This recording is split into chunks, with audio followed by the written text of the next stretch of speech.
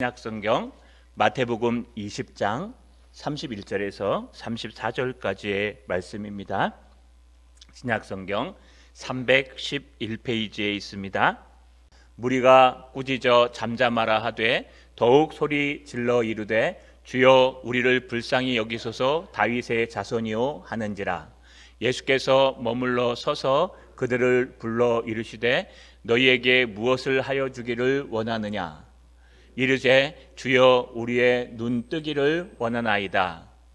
예수께서 불쌍히 여기사 그들의 눈을 만지시니 곧 보게 되어 그들이 예수를 따르니라.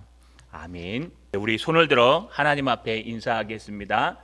문제 해결의 열쇠인 예수를 믿게 하옵소서. 우리 인생을 살다 보면은 우리 모두에게는 다 문제가 있습니다. 단 한 사람도 문제없는 삶을 산다라고 얘기할 수는 없을 것입니다. 돈이 많은 사람도, 또 명예가 높은 사람도, 건강한 사람도, 자녀가 많은 사람도, 여러분 이 모든 세상살이 속에는요 공중권세 잡은 마귀가 세상을 움직이고 있고, 우리 가운데 죄의 속성이 남아있기 때문에 완전한 천국이 이루어지기 전까지는 우리는 천국을 누리기도 하지만 또 지옥을 맛보기도 합니다. 그래서 우리 각자에게는 크고 작은 많은 문제들이 있습니다. 이 문제를 해결할 수 있는 열쇠가 어디 있을까요? 이 문제는 어떻게 해결할 수 있을까요? 우리는 지난주에 이어서 제 입으로 문제의 열쇠가 과연 무엇일까라는 걸 살펴보길 원합니다. 예수님께서 문제의 도시인 여리고에 도착하셨습니다. 여리고는 말씀드렸듯이 여호수아가 점령한 이후에 여기를 세우지 말라고 말했지만 거기서 좀 벗어난 곳에 여리고 성을 다시 세웁니다. 그래서 여리고는 문제의 도시요, 문제의 문화가 있는 도시였습니다. 이런 도시에서 살았던 문제 있는 한 사람, 두 사람이 등장하는데 바로 여러분 앞을 보지 못하는 소경이 등장합니다. 옛날에는 맹인이라고 얘기했지만 요즘은 소경이라고 또 장애우라고 표현해야 한답니다. 이런 눈이 잘 보이지 않는 장애우 두 사람이 등장하는데, 여러분 이 말씀에 등장하는 내용이 똑같은 본문이 마가복음 10장에 누가복음 18장에 등장하는데요, 한 곳에는 한 사람이 등장했다 그러고 또 다른 곳에는 두 사람이 등장했다고 하면서 그 중에 한 사람은 소경 바디메오라고, 디모의 아들 바디메오라고 설명합니다. 이렇게 문제를 가진 도시에서 문제를 가진 그런 사람이 등장해서요, 그가 이제부터 하나님의 말씀을 붙들고 하나님 은혜 가운데 살아가는 내용들을 살펴보려고 합니다. 여러분, 그가 지나가자 사람들이 웅성웅성하기 시작합니다. 그러고서 많은 사람들이 웅성웅성하면서 예수님께서 지나간다는 소리를 듣고 이제 이 바디메오야 또 한 사람이 소리를 지르기 시작합니다. 그런데 중요한 것을 우리가 지난주에 하나 나눴습니다. 그것은 뭐냐 하면은요, 분명히 이 소경이 치료되는데요, 오늘 본문에 보시면 이제 치료되는데, 그가 치료된 이유를 똑같은 본문인 누가복음 18장 42절에 보라 내 믿음이 너를 구원하였느니라 라고 이 사연이 끝납니다. 오늘 마태복음은 그렇게 끝나지 않습니다. 똑같은 공간복음, 똑같은 공간 안에서 똑같은 상황에서 본 누가는요, 이 상황을 어떻게 마무리하냐, 보라 내 믿음이 너를 구원하였느니라.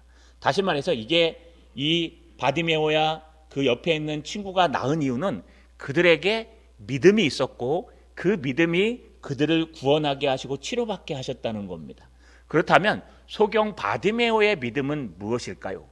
우리 지난주에 나눈 것은 첫 번째 부르짖는 믿음이라 그랬습니다. 문제의 열쇠는 바로 기도다. 부르짖는 것이다. 왜 그랬을까요? 주여 불쌍히 여기소서 다윗의 자손이요 하니까요, 제자들이 야 너 떠들지 마 라고 얘기했습니다. 그런데 여전히 그는 기도하기 시작합니다. 뭐라고요? 또 더 크게 부르짖어 이르되 다윗의 자손이여 우리를 불쌍히 여기소서라고 얘기합니다. 그는 절대로 부르짖는 것을 멈추지 않습니다. 그래서 문제의 시작, 문제를 여는 열쇠, 문제를 해결하는 그 신앙의 열쇠는 첫 번째 기도라고 말씀드렸습니다. 여러분, 만약 부르짖지 않았으면 예수님께서 과연 치료해 주셨을까요? 나의 아픔과 어려움들을 내어놓고 부르짖지 아니하시면 주님께서 미리 알고 너 쓸 것 미리 아시고 오셔서 만져주고 가셨을까요? 그렇지 않을 것 같습니다. 아마 다음에 오실 때 글쎄 다음에 기회가 있을까요? 이것이 마지막 여행인데 여러분 그렇기 때문에 기회를 놓칠 수 있다는 거예요. 기도는요 언제든지 할 수 있지만 기회가 있습니다. 그때 못하면 그냥 지나가는 은혜들이 너무 많이 있습니다. 청년의 때에 부르짖지 못하면요 나이 들어서 못 부르짖습니다. 또 여러분 나이 들어서 여러분 더 늙기 전에 우리가 하나님 앞에 많이 기도하지 못하면 여러분 많이 나이가 희끗해지고 체력이 떨어지고 무릎이 아파지기 시작하면 오래 앉아서 기도하지 못합니다. 그래서 기도는 그 때가 있고 분량이 있습니다.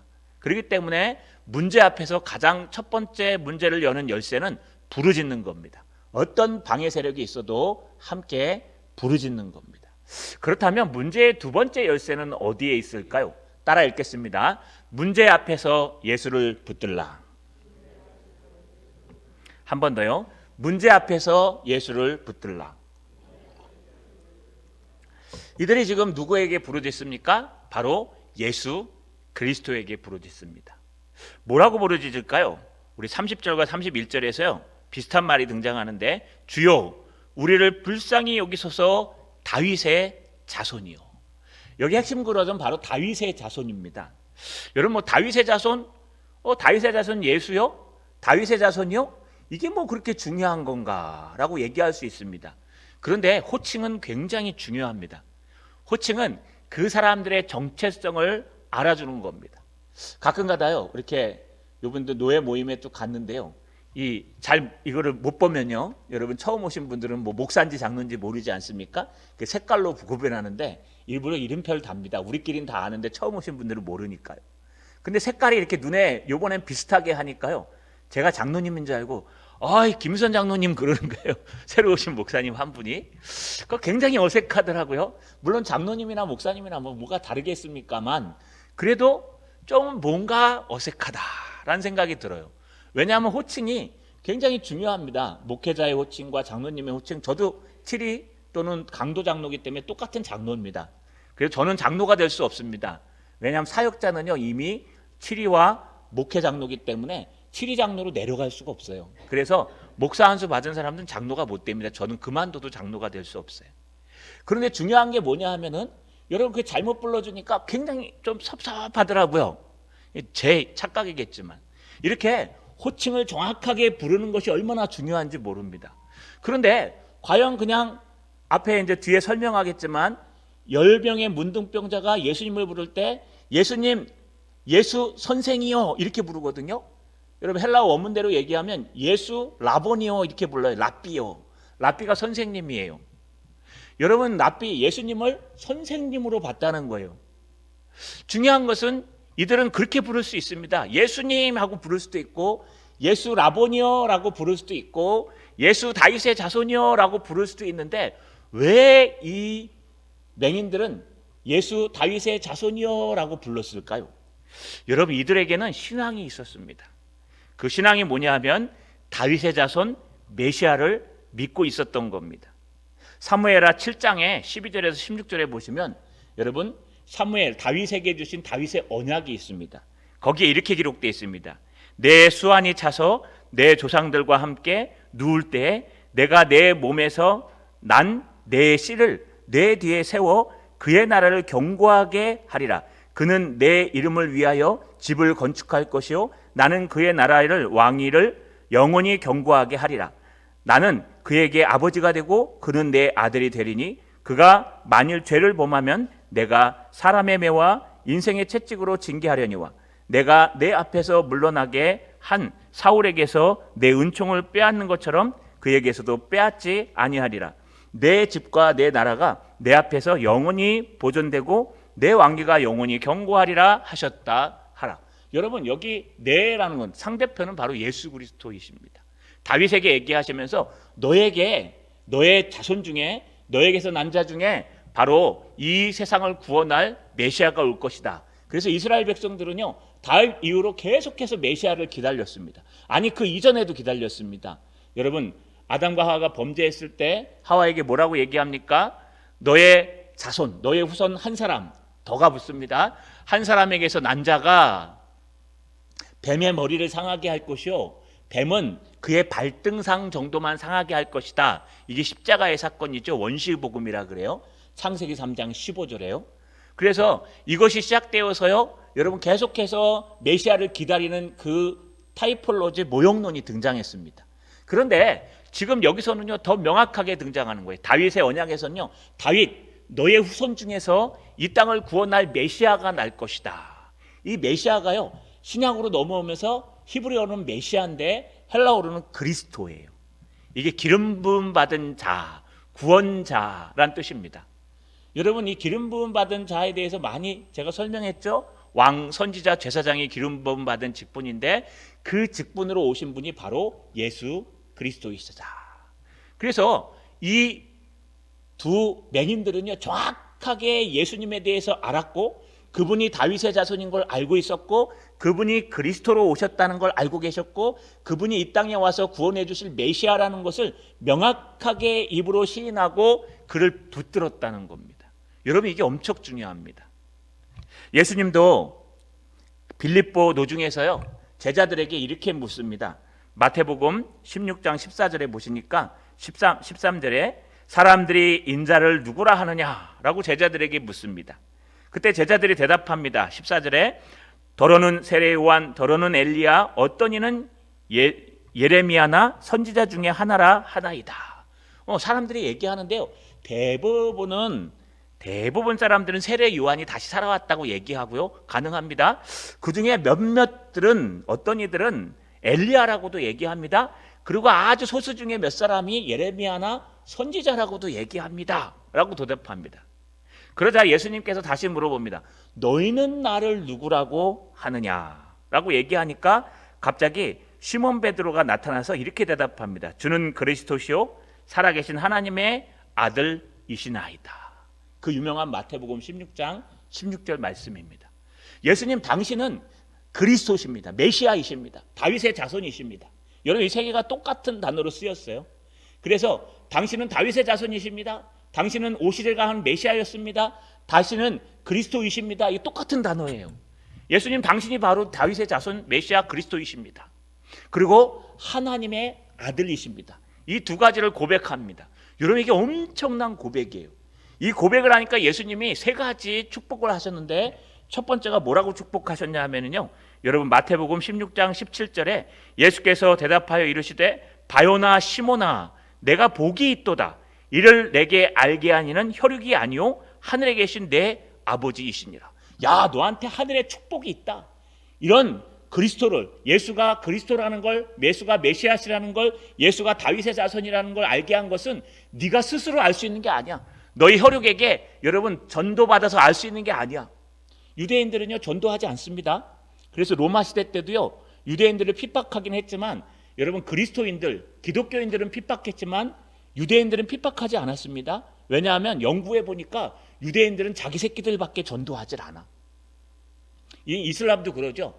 유대인들은 자녀가 하나님의 백성 아브라함의 자손, 할례 받은 자손이기 때문에 굳이 안 믿는 사람들까지 가서 포교하지 않아. 그런데 기독교인들이 문제야. 예수 믿는 것들이 그 포교를 가지고 남들에게 전도하고 증거해갖고 점점 커지고 이게 문제야. 그래서 여러분 로마 시대 후반에는요, 로마 시대 그 항상 핍박하는 그 네로 황제 이후 시대의 후반 쪽에는요, 여러분 그 두 개를 구별했어요. 그러니까 그리스도인들과 유대인들을 구별했어요. 유대인들은 전도하지 않습니다. 가서 성경책 사가면요, 너한테 필요 없어. 넌 아브라함의 자손이 아니잖아. 이래버려요. 그래서 자녀에게 가르치는 게 굉장히 중요합니다. 유대인들의 최고의 방법은 자녀에게 가르치는 거예요. 아브라함의 하나님, 이삭의 하나님, 야곱의 하나님. 여러분 이거 우리가 좀 배울 필요가 있어요. 오늘날 아이들이 별로 없는, 그래서 교회마다 지금 이 자음 세대가 거의 없어지거든요. 우리 교회만 그런 게 아니라 온 총회 노예 안에 있는 교회가 난립니다. 이번에도 다음 세대 세미나를 합니다. 총회에서. 그 정도로 세상에서 아이들이 줄어가고 있어요. 서울은 덜한데 진해 또 꽃피는, 그죠? 벚꽃 피는 데부터 시작한답니다. 그래서 요즘 계획은 어떻게 되냐 하면 통합세대교회라 그래서 아브라함의 하나님, 이삭의 하나님, 야곱의 하나님. 그래서 거기 나오는 모든 교인들의 아이들이 나와서 함께 예배하는 거예요. 이런 세대 통합 교육이 유행합니다. 그게 목회 트렌드예요. 뭐 따라갈 필요는 없습니다만 중요한 것은 그 우리가 무시하지 못합니다. 왜냐하면 이제는 우리가 나가서 막 무엇인가를 하는 것보다 먼저 내 자녀와 내 아이들을 먼저 하나님의 복음으로 인도해 오는 게 더 중요해요. 그게 첫 번째예요. 그게 유대인들의 방법이에요. 근데 오늘 예수님이 뭐라고 축복하시냐? 바요나 시몬아 네가 복이 있도다. 이걸 알게 하는 건 너의 아버지나 너의 어머니나 너의 혈육이 아니야. 넌 유대인이지만 유대인의 방식대로 한 게 아니라 너는 누가 가르쳐줬어요? 하늘에 계신 내 아버지 성령께서 가르쳐줬다는 거예요. 여러분 이렇게 예수님이 다윗의 자손입니다. 예수님이 그리스도입니다. 예수님이 메시아입니다라고 고백하는 건 우리 힘으로 되는 게 아니에요. 우리 아이들을 열심히 잘 가르쳐서 되는 게 아니에요. 그것은 성령 하나님이 우리 오후 예배 때 하는 거 있죠. 효력 있는 부르심으로 우리를 부르실 때 가능한 거예요. 그런 축복이 고백하는 자에게 있는 겁니다. 두 번째, 이런 바른 고백을 하는 자에게 주님께서 뭐라고 말씀하셨느냐? 여러분 16장 18절에 보니까 또 내가 내게 이르노니 너는 베드로라 내가 이 반석 위에 내 교회를 세우리니 음부의 권세가 이기지 못하리라. 여러분 이 반석이라는 건 베드로를 얘기하는 게 아니라 신앙 고백의 반석, 말씀의 반석을 얘기합니다. 베드로에게 얘기합니다. 네가 주는 그리스도시요 메시아시요 다윗의 자손이시요 주는 하나님의 살아계신 아들이십니다. 예수님이라고 고백하니까 바로 그 신앙 고백 위에 나의 교회를 세울 것이다. 예수님의 교회. 이 교회가 신앙 고백 위에 세워진 겁니다. 음부의 권세가 이기지 못할 것이다 라고 표현합니다. 여러분 이 구절을 잘못 해석한 게 카톨릭이에요. 카톨릭에서는 뭐라 그래요? 거 봐라. 베드로가 별명이 게바잖아. 게바. 베드로 게바. 게바가 바입니다. 아람어로. 그래서 베드로 위에다가 교회를 세운다 그랬으니까 베드로의 후손들만 교황이 될 수 있는 거야. 그래서 우리 교황들은 베드로의 혈육을 타고 영적인 은혜를 타고 온 거야. 그래서요 아무나 교황이 못 됩니다. 베드로의 혈육을 타고 온 것들이 교황이 된다 이렇게 얘기해요. 근데 우리는 그렇게 해석하지 않습니다. 이 개발한 뜻은 반석이라는 뜻으로 뒤에 우리 앞에 뭐라 그랬습니까? 산상설교회 여러분 반석 위에 세운 집 무너지지 않네 할 때 그 반석이 말씀을 듣고 순종하는 것 신앙 고백을 얘기합니다. 그래서 너의 그 신앙 고백 위에 음부의 권세가 이기지 못하는 나의 교회를 세울 것이다. 교회는요 우리의 신앙 고백 위에 세워지는 거예요. 우리가 사람들을 잘 끌어모으고 행사를 잘하고 물론 그것도 필요해요. 그러나 정말 필요한 것은 신앙 고백 위에 세워지는데 이 신앙 고백은 어떻게 세워진다고요? 우리의 혈육이 가르쳐져서 세우는 것이 아니라 여러분 하늘에 계신 아버지께서 우리 마음속에 성령을 불어넣어 주셔서 성령이 아니고서는 예수를 주로 시인할 수 없는 것처럼 그 성령께서 우리를 시인하게 하시고 그 신앙 고백 위에 교회를 세운다는 겁니다. 우리 하나 더 좋은 게 있어요. 여러분 19절에 뭐라 그러냐 하면 이렇게 말합니다. 내가 천국 열쇠를 내게 주리니 내가 땅에서 무엇이든지 매면 하늘에서도 매일 것이요 내가 땅에서 무엇이든지 풀면 하늘에서도 풀리시리라. 여러분 이게 뭘까요? 맺고 푸는 권세가 있다는 겁니다. 여러분 이걸 가지고 내가 하지 말라고 하면 안 되는 거야? 물론 가능해요. 복음을 위해서. 하나님의 복음을 위해서 막는 자들에게 우리 맺고 푸는 권세가 있어요. 이 땅의 세상 문화의 주인공이 사상 사람들이고 돈 많은 사람들인 것 같은데 그렇지 않아요. 우리는요 맺고 푸는 권세를 갖고 있어요. 복음을 위해서라면. 나의 개인의 이익을 위해서는 안 돼요. 내가 기도하면 하나도 없어지는 게 없다. 물론 가능합니다. 그런데 그건 이기적인 거고요. 정말 하나님의 복음을 위해서 나가는데 막는 일이 있다면 맺고 푸는 권세가 틀림없이 있어요. 이렇게 주님께서는 신앙 고백을 바르게 하는 자에게 이런 축복을 주셨어요. 어떻게 해요? 하나님께서 그것을 알게 하는 축복. 예수가 그리스도이심을 또 하나님께서 그 신앙 고백에 음부의 권세가 이기지 못하는 교회를 세우는 축복.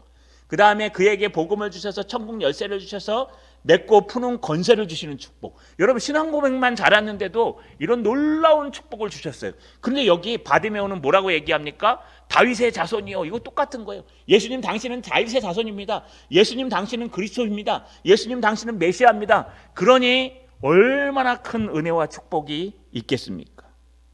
중요한 것은요, 여러분 이러한 축복으로 인해서 그들이 회복되기 시작합니다. 어떻게 해요? 하나님의 영광을 돌리며 회복됩니다. 오늘 34절 하반절에 보니까 곧 보게 되어 그들이 예수를 따르니라.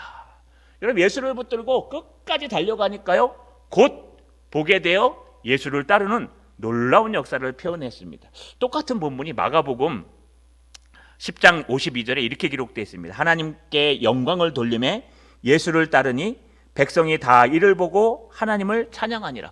그 맹인들이요, 두 사람, 바디메오와 그 친구가요, 여러분 고쳐진 다음에 예수님을 따르니까요, 많은 사람들이 영광을 돌리고 예수님을 따라가니까 많은 사람들이 그걸 보고 은혜를 받아서 하나님을, 예수님을 찬양하는 거예요. 과연 다윗의 자손입니다. 저 평생 걷지 못한 맹인들을 낫게 하셨으니 대단하십니다 라고 고백했다는 겁니다. 여러분, 이것이 하나님의 은혜입니다. 우리가 예수를 붙드는 것은 예수를 바르게 붙드는 겁니다. 반면에 여러분, 우리 10명의 소경 이야기 잘 알고 계시죠? 누가복음 17장에 등장합니다. 11절 하반절에 10명의 이 소경들이 등장합니다. 이 소경이 아니라 한센병자들, 성경에 문둥병자라고 얘기하는데 요즘은 한센병이라고 얘기합니다. 요즘은 뭐 더 이상 진전되지 못하도록 막을 수는 있습니다. 완벽한 치료는 안 되지만, 그러나 옛날에는 여러분 이게 오늘날의 뭐 에이즈나 많은 것들을 그런 것과 똑같이 치료할 그런 게 없었습니다. 그래서 몸이 썩어 문드러지면서 죽어가는 병이었는데요. 이 한센병 걸린 10명의 환자들이 있었습니다. 한 마을에. 그곳에서 예수님이 지나시고 계시는데 이 10명들이 소리치기 시작해요. 누가복음 17장 13절에 보니까 예수 선생이요 우리를 불쌍히 여기소서. 다르죠? 예수 라보니요, 예수 랍비요. 당신 들어보니까 선생이라 그러던데 예수 선생님 좀 오셔서 우리 좀 불쌍히 여겨주세요. 뭐가 달라요? 부르는 내용이 달라요. 지금 이 바디메오와 친구는 다윗의 자손이요, 그리스도요, 메시아요라고 부르는데 이 10명의 한센병 환자들은요, 예수 선생님 우리를 불쌍히 여기서 똑같아요. 문장이 다 똑같은데 한 명은 다윗의 자손이요, 한 10무리는 뭐라고 불러요? 선생님이라고 불러요. 그때 예수님께서 그들을 데려다가 치료해 주십니다. 치료해 주시면서 뭐라고 얘기하냐? 그들에게 가서 제사장들에게 내 몸을 보이라고 말합니다. 이 10명이 그 말씀을 듣고 10명이 우르르 달려가서 제사장한테 막 가는데 성경에 보니까 가는 도중에 치료받았다고 돼 있어요. 제사장에게 도착하기도 전까지 가는 도중에 완전히 치료받습니다. 그래서 다 치료를 받고 기뻐하는 마음으로 각각 여러분 자기 집으로, 자기 고향으로, 자기 친척들에게 간증하러 갑니다. 예수님이 날 치료해 줬어. 예수님이 날 치료해 줬어. 그런데 단 한 사람만 돌아와서 예수님께 감사합니다. 여러분, 한 사람이 예수님께 돌아와서 엎드려 감사하고 곧 영광을 돌렸습니다. 그런데 예수님이 뜻밖의 얘기를 하십니다. 누가복음 17장 17절에 보니까 10사람이 다 깨끗함을 받지 아니하였느냐? 그 9은 어디 있느냐? 이 이방인 외에는 하나님께 영광을 돌리러 돌아온 자가 없느냐? 여러분, 이 사람이 한 사람만 돌아왔는데 그 사람이 사마리아 사람이에요. 사마리아 사람들은 혼혈하라 그래가지고요, 여러분 그 당시에 이방 사람과 같이 여겼어요. 우리 옛날에 그런 말 있죠. 외국인과 이렇게 결혼해갖고 아이 나면 여러분 혼혈하라 그래갖고 트익이라고 많이 불렀어요. 옛날에는. 요즘은 그런 단어 안 씁니다. 요즘은 국제시대이기 때문에 큰일 납니다. 그 정도로 옛날에는 놀렸어요. 그 정도로 유대인들도 놀린 겁니다. 그래, 유대인들, 저 사마리아 사람들은 우리 성전 건축할 때 오면 안 되고, 사마리아 사람들은 부정한 사람이요, 이방 사람이요, 개만도 못한 사람이요. 그래서 입으로 돌아다닐 정도로 사마리아는 안 갔습니다. 예수님은 가셨지만. 그 정도로 사마리아 사람을 무시하는데 그 무시하는 이방인과 같은 짐승과 같은 사마리아 사람만 예수님 앞에 치료받고 돌아와서요, 예수님 감사합니다라고 얘기하니까 예수님 넓으시잖아요, 마음이. 그러니까 그럴 수 있겠다. 9명은 가서 어차피 간증하면서 내 얘기할 텐데 뭐 예수님 때문에 나았다고 얘기할 텐데 뭐 중요하냐? 그러면서요 그냥 지냈을 거예요. 그런데 예수님은 안 그래요. 야, 10명한테 다 얘기해서 똑같이 치료 안 받았는데 왜 너만 왔냐? 그것도 이방 사람인 너만. 나머지 9명은 어디 갔노? 라고 주님이 섭섭해서 물어보시는 거예요. 여러분, 그러자 그가 이야기했고 결국 예수님께서 이렇게 선포합니다. 사마리아인에게 누가복음 17장 19절에 보니까 일어나 가라. 내 믿음이 너를 구원하였느니라. 일어나 가라. 내 믿음이 너를 구원하였느니라. 어떻게 됐다고요? 여러분, 사마리아 사람만 구원받았어요. 나머지 9은 예수님 때문에 치료를 받았지만 구원은 못 받았어요. 왜냐하면 사마리아 사람만 구원받았어요. 여러분, 앞에 보니까 뭐라고 불러요? 예수 선생이요 라고 불렀기 때문에 그 사람들은 예수님이 선생이나 선지자일 뿐이지 메시아나 그리스도나 그가 다윗의 자손인지는 몰랐다는 거예요. 단지 치료함 받았을 뿐이에요. 가서 예수를 증거할 거예요. 예수 선생님이 우리를 치료해 주셨어. 예수님은 유명한 기적의 은혜자고 예수님은 유명한 선생님이야. 이 정도 전할 거예요. 그거 갖고 구원 못 받아요. 여러분 오늘날 똑같습니다. 병 나았다고 간증하는데요. 와, 내가 하나님 믿고 기도하다 병 났어. 이거 갖고 구원 못 받아요. 하나님은 증거할 수 있고 병 나은 것도 증거하지만 구원받는 것은 예수 그리스도의 이름으로 받는 거예요. 그래서 여러분 무엇을 하든지 우리는 예수 그리스도를 자랑해야 되고 예수 그리스도를 증거해야 돼요.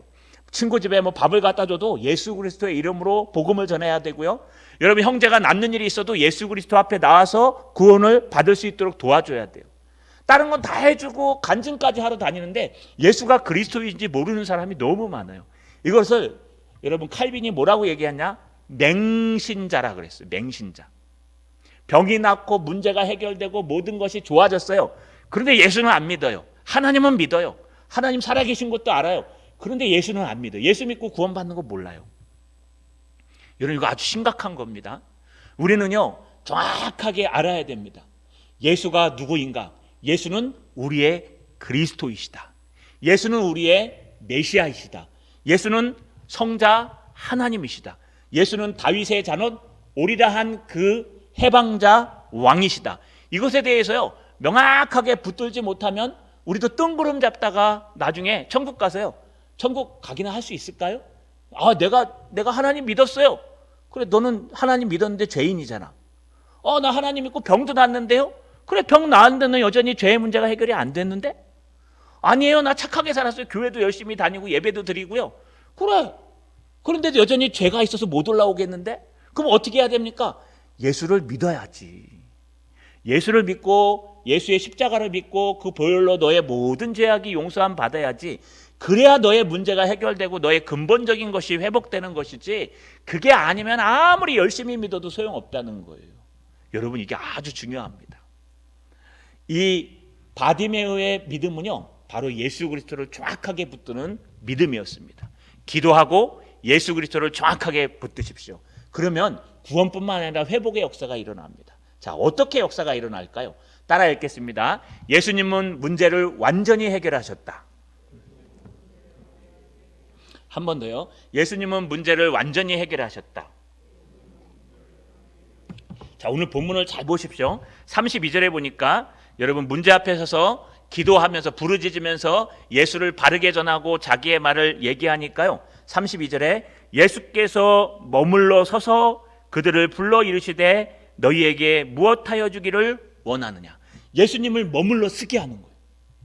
여러분 우리 앞에 하나님이 지나가세요. 하나님의 놀라운 역사들이 지금 구속사 안에서요 막 지나가요. 지금 여기에 선교의 역사도 지나갑니다. 그 다음에 여러분 많은 하나님의 은혜의 역사도 지나가요. 여기에 하나님의 역사 가운데 남을 위대한 사건들이 막 지나가요. 이 사건을 누가 감당할 거라고 얘기해요.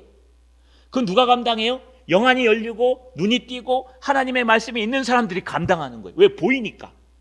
그런데 안 보이면은 아무리 지나가도 몰라요.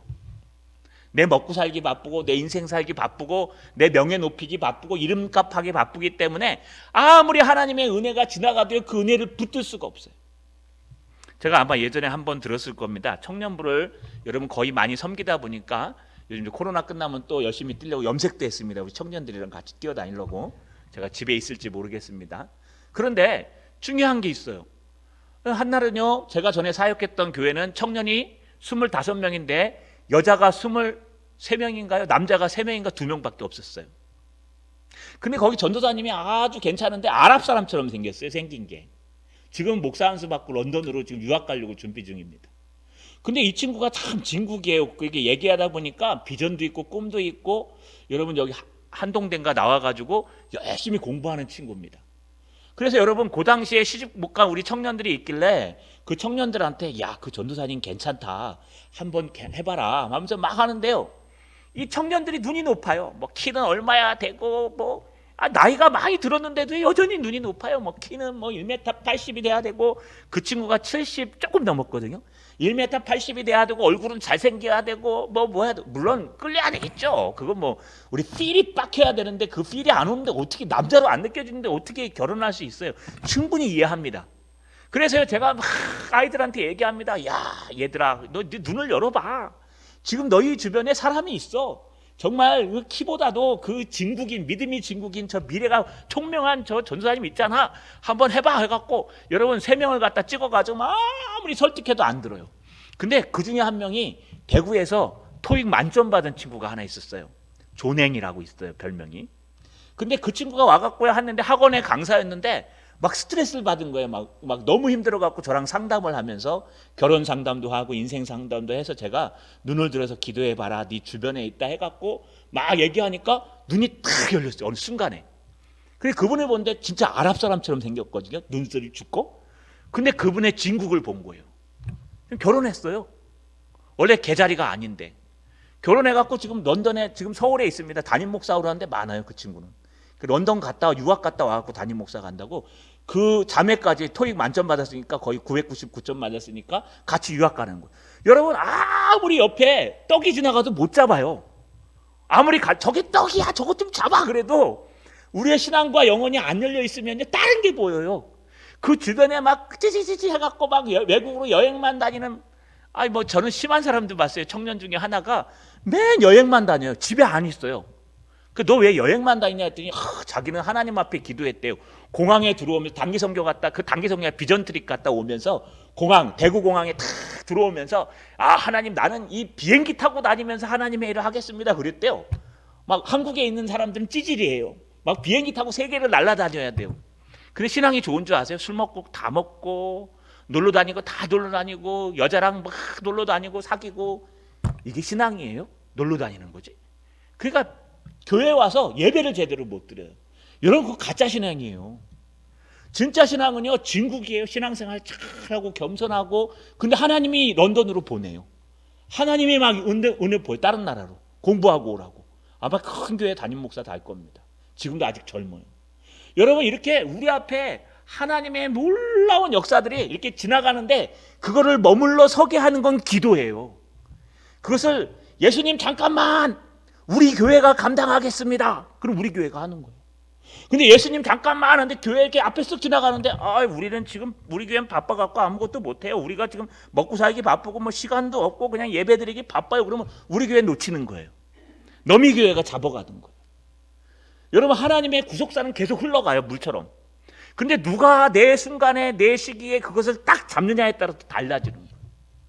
여러분 이게 눈이 뜨여 있고 신앙이 있는 교회는 눈이 뜨여 있고 신앙이 있는 공동체는 눈이 뜨여 있고 신앙이 있는 성도들은 잡아요. 그걸 지나가는 역사 속에서 잡아요. 그러면 주님께서 머물러 쓰신다니까요. 다윗의 자손 예수여 우리를 불쌍히 여기소서.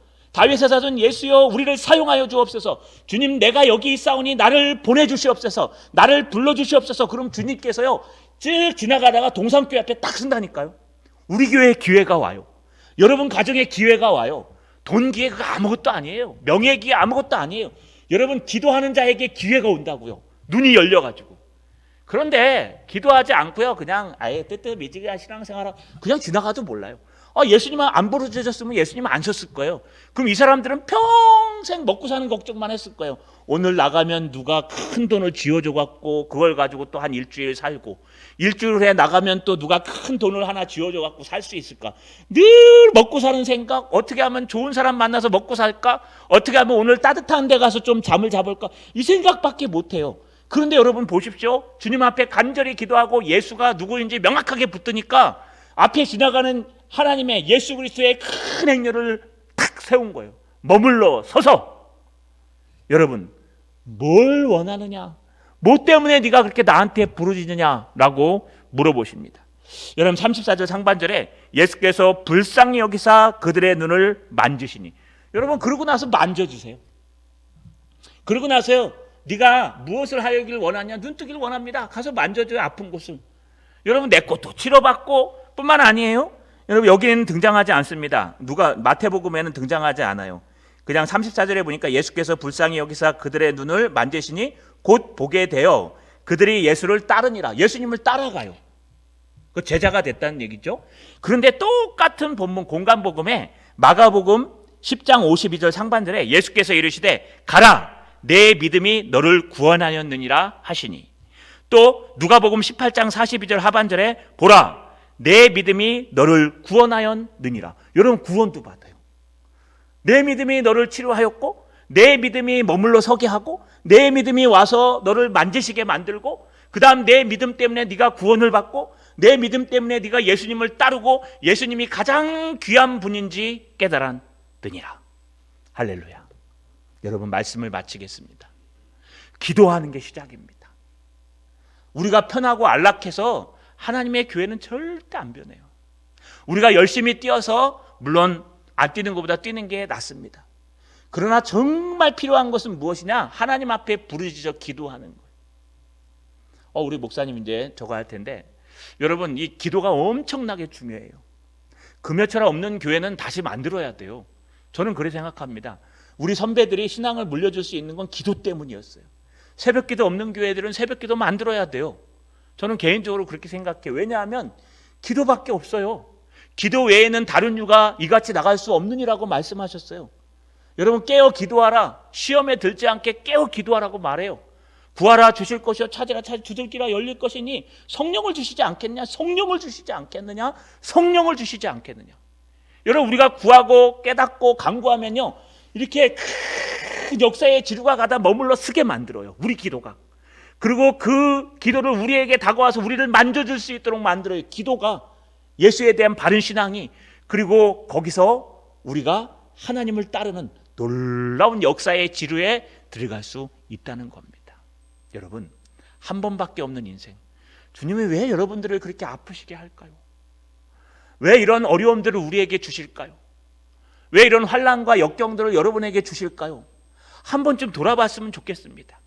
이게 정말 우리의 죄 때문에 온 것인지, 아니면 정말 하나님의 뜻을 이루기 위해서 이런 역경을 주신 건지, 아니면 하나님이 얼마나 위대한지 더 많이 깨달으라고 주신 건지 다시 한번 돌아보고 또 돌아보셨어요.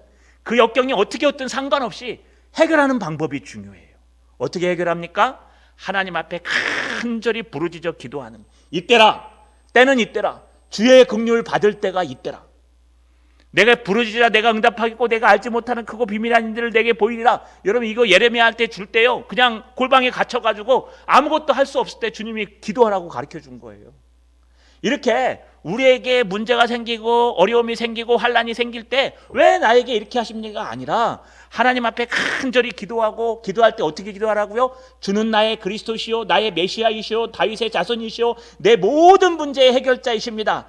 예수 그리스도시요 나를 불쌍히 여겨 주옵소서라고 기도하면 주님의 큰 줄기가 가다 서서 우리를 만져주시고 우리를 사용해 주신다는 거 꼭 잊지 마시고, 여러분 앞에 있는 어려움 가운데 좌절하거나 낙심하지 마시고 오히려 그것을 부르짖는 기회로 삼으셔서 하나님의 놀라운 지류 속에, 하나님의 놀라운 은혜 속에 들어가는 저 여러분 되시기를 주님의 이름으로 간절히 축원합니다.